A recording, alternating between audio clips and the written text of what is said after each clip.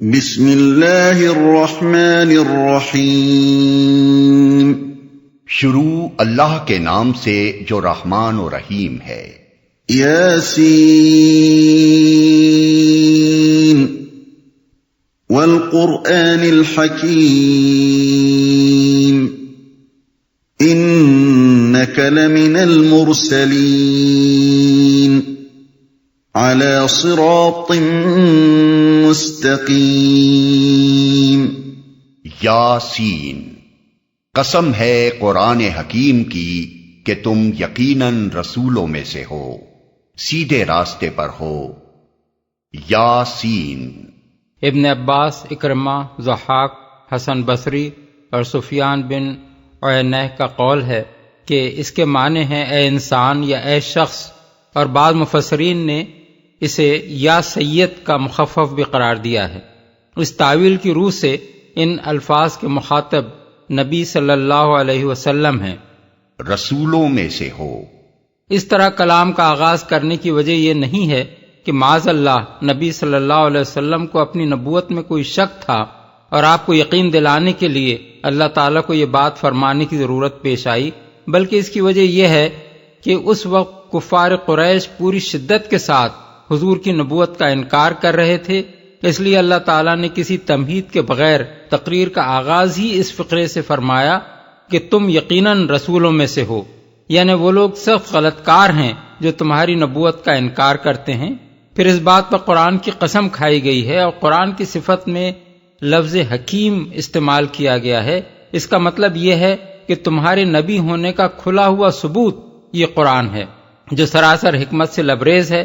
یہ چیز خود شہادت دے رہی ہے کہ جو شخص ایسا حکیمانہ کلام پیش کر رہا ہے وہ یقیناً خدا کا رسول ہے۔ کوئی انسان ایسا کلام تصنیف کر لینے پر قادر نہیں ہے، اور محمد صلی اللہ علیہ وسلم کو جو لوگ جانتے ہیں وہ ہرگز اس غلط فہمی میں نہیں پڑ سکتے کہ یہ کلام آپ خود گھڑ گھڑ کر لا رہے ہیں یا کسی دوسرے انسان سے سیکھ سیکھ کر سنا رہے ہیں۔ تنزیل العزیز الرحیم لتنذر قوما ما انذر آباؤهم فهم غافلون۔ اور یہ قرآن غالب اور رحیم ہستی کا نازل کرتا ہے تاکہ تم خبردار کرو ایک ایسی قوم کو جس کے باپ دادا خبردار نہ کیے گئے تھے اور اس وجہ سے وہ غفلت میں پڑے ہوئے ہیں۔ نازل کرتا ہے، یہاں قرآن کے نازل کرنے والے کی دو صفتیں بیان کی گئی ہیں، ایک یہ کہ وہ غالب اور زبردست ہے، دوسرے یہ کہ وہ رحیم ہے۔ پہلی صفت بیان کرنے سے مقصود اس حقیقت پر متنبہ کرنا ہے کہ یہ قرآن کسی بے زور ناسے کی نصیحت نہیں ہے جسے تم نظر انداز کر دو تو تمہارا کچھ نہ بگڑے، بلکہ یہ اس مالک کائنات کا فرمان ہے جو سب پر غالب ہے، جس کے فیصلوں کو نافذ ہونے سے کوئی طاقت روک نہیں سکتی اور جس کی پکڑ سے بچ جانے کی قدرت کسی کو حاصل نہیں ہے۔ اور دوسری صفت بیان کرنے سے مقصود یہ احساس دلانا ہے کہ یہ سراسر اس کی مہربانی ہے کہ اس نے تمہاری ہدایت و رہنمائی کے لیے اپنا رسول بھیجا اور یہ کتاب عظیم نازل کی تاکہ تم گمراہیوں سے بچ کر اس راہ راست پر چل سکو جس سے تمہیں دنیا و آخرت کی کامیابیاں حاصل ہوں۔ غفلت میں پڑے ہوئے ہیں۔ اس آیت کے دو ترجمے ممکن ہیں، ایک وہ جو اوپر متن میں کیا گیا ہے، دوسرا ترجمہ یہ بھی ہو سکتا ہے کہ تم ڈراؤ ایک قوم کے لوگوں کو اسی بات سے جس سے ان کے باپ دادا ڈرائے گئے تھے، کیونکہ وہ غفلت میں پڑے ہوئے ہیں۔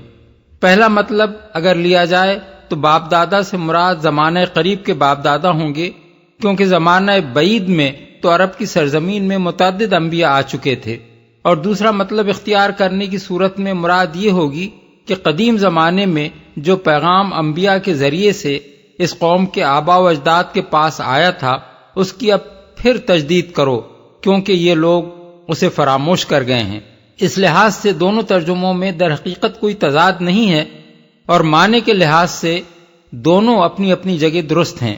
اس مقام پر یہ شبہ پیدا ہوتا ہے کہ اس قوم کے اسلاف پر جو زمانہ ایسا گزرا تھا جس میں کوئی خبردار کرنے والا ان کے پاس نہیں آیا، اس زمانے میں اپنی گمراہی کے وہ کس طرح ذمہ دار ہو سکتے تھے؟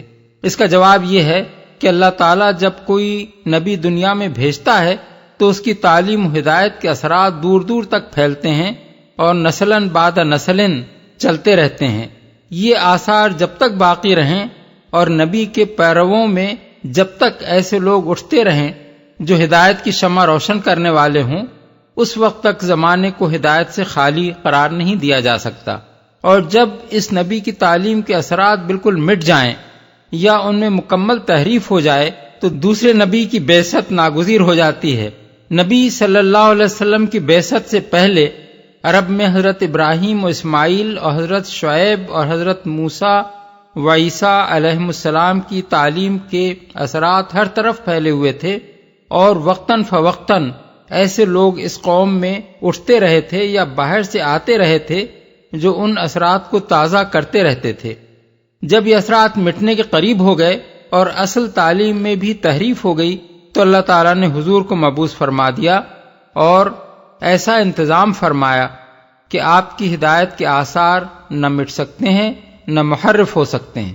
لقد حق القول على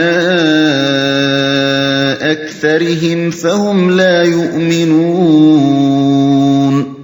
ان میں سے اکثر لوگ فیصلہ عذاب کے مستحق ہو چکے ہیں، اسی لیے وہ ایمان نہیں لاتے۔ یہ ان لوگوں کا ذکر ہے جو نبی صلی اللہ علیہ وسلم کی دعوت کے مقابلے میں ضد اور ہٹ دھرمی سے کام لے رہے تھے اور جنہوں نے طے کر لیا تھا کہ آپ کی بات بہرحال مان کر نہیں دینی ہے۔ ان کے متعلق فرمایا گیا ہے کہ یہ لوگ فیصلہ عذاب کے مستحق ہو چکے ہیں، اس لیے یہ ایمان نہیں لاتے۔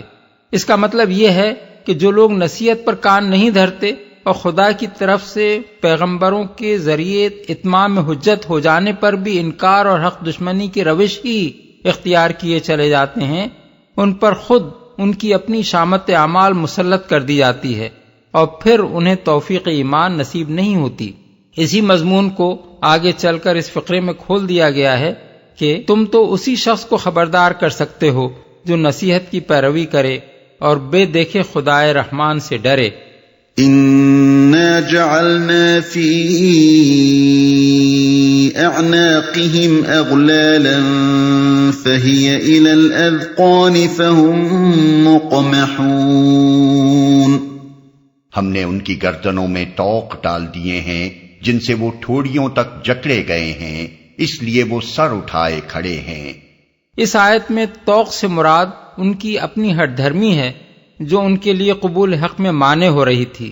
ٹھوڑیوں تک جکڑے جانے اور سر اٹھائے کھڑے ہونے سے مراد وہ گردن کی اکڑ ہے جو تکبر اور نخوت کا نتیجہ ہوتی ہے۔ اللہ تعالیٰ یہ فرما رہا ہے کہ ہم نے ان کی ضد اور ہٹ دھرمی کو ان کی گردن کا طوق بنا دیا ہے، اور جس کبر و نخوت میں یہ مبتلا ہیں اس کی وجہ سے ان کی گردنیں اس طرح اکڑ گئی ہیں کہ اب خواہ کوئی روشن سے روشن حقیقت بھی ان کے سامنے آ جائے یہ اس کی طرف التفات کر کے نہ دیں گے۔ وَجَعَلْنَا مِن بَيْنِ أَيْدِيهِمْ سَدًّا وَمِنْ خَلْفِهِمْ سَدًّا فَأَغْشَيْنَاهُمْ فَهُمْ لَا يُبْصِرُونَ۔ ہم نے ایک دیوار ان کے آگے کھڑی کر دی ہے اور ایک دیوار ان کے پیچھے، ہم نے انہیں ڈھانک دیا ہے، انہیں اب کچھ نہیں سوچتا۔ ایک دیوار آگے اور ایک پیچھے کھڑی کر دینے سے مراد یہ ہے کہ اسی ہٹ دھرمی اور استکبار کا فطری نتیجہ یہ ہوا ہے کہ یہ لوگ نہ پچھلی تاریخ سے کوئی سبق لیتے ہیں اور نہ مستقبل کے نتائج پر کبھی غور کرتے ہیں۔ ان کے تعصبات نے ان کو ہر طرف سے اس طرح ڈھانک لیا ہے اور ان کی غلط فہمیوں نے ان کی آنکھوں پر ایسے پردے ڈال دیے ہیں کہ انہیں وہ کھلے کھلے حقائق نظر نہیں آتے جو ہر سلیم الطبع اور بے تعصب انسان کو نظر آ رہے ہیں۔ وَسَوَاءٌ عَلَيْهِمْ أَأَنذَرْتَهُمْ أَمْ لَمْ تُنذِرْهُمْ لَا يُؤْمِنُونَ۔ ان کے لیے یکساں ہے تم انہیں خبردار کرو یا نہ کرو، یہ نہ مانیں گے۔ اس کا یہ مطلب نہیں ہے کہ اس حالت میں تبلیغ کرنا بیکار ہے، بلکہ اس کا مطلب یہ ہے کہ تمہاری تبلیغ عام ہر طرح کے انسانوں تک پہنچتی ہے۔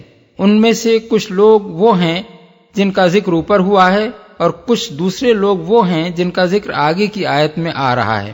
پہلی قسم کے لوگوں سے جب سابقہ پیش آئے اور تم دیکھ لو کہ وہ انکار و استکبار اور عناد و مخالفت پر جمے ہوئے ہیں، تو ان کے پیچھے نہ پڑو، مگر ان کی اس روش سے دل شکستہ و مایوس ہو کر اپنا کام چھوڑ بھی نہ بیٹھو، کیونکہ تمہیں نہیں معلوم کہ اسی ہجوم خلق کے درمیان وہ خدا کے بندے کہاں ہیں جو نصیحت قبول کرنے والے اور خدا سے ڈر کر راہ راست پر آ جانے والے ہیں۔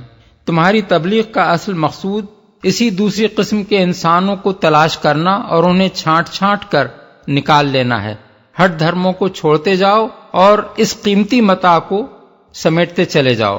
انما تنذر من اتبع الذکر وخشی الرحمن بالغیب فبشرہ بمغفرۃ واجر کریم۔ تم تو اسی شخص کو خبردار کر سکتے ہو جو نصیحت کی پیروی کرے اور بے دیکھے خدائے رحمان سے ڈرے، اسے مغفرت اور اجر کریم کی بشارت دے دو۔ انا نحن نحيي الموتى ونكتب ما قدموا وآثارهم وكل شيء احصيناه في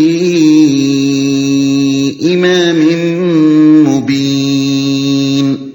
ہم یقیناً ایک روز مردوں کو زندہ کرنے والے ہیں، جو کچھ افعال انہوں نے کیے ہیں وہ سب ہم لکھتے جا رہے ہیں، اور جو کچھ آثار انہوں نے پیچھے چھوڑے ہیں وہ بھی ہم ثبت کر رہے ہیں۔ ہر چیز کو ہم نے ایک کھلی کتاب میں درج کر رکھا ہے، ثبت کر رہے ہیں۔ اس سے معلوم ہوا کہ انسان کا نامہ اعمال 3 قسم کے اندراجات پر مشتمل ہے۔ ایک یہ کہ ہر شخص جو کچھ بھی اچھا یا برا عمل کرتا ہے وہ اللہ تعالیٰ کے دفتر میں لکھ لیا جاتا ہے۔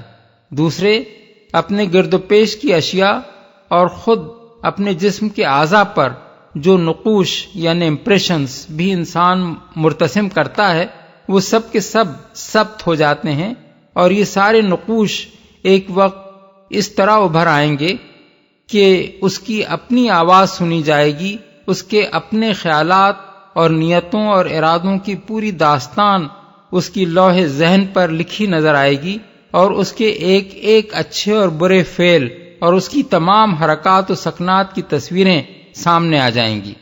تیسرے، اپنے مرنے کے بعد اپنی آئندہ نسل پر، اپنے معاشرے پر اور پوری انسانیت پر اپنے اچھے اور برے اعمال کے جو اثرات وہ چھوڑ گیا ہے، وہ جس وقت تک اور جہاں جہاں تک کار فرما رہیں گے وہ سب اس کے حساب میں لکھے جاتے رہیں گے۔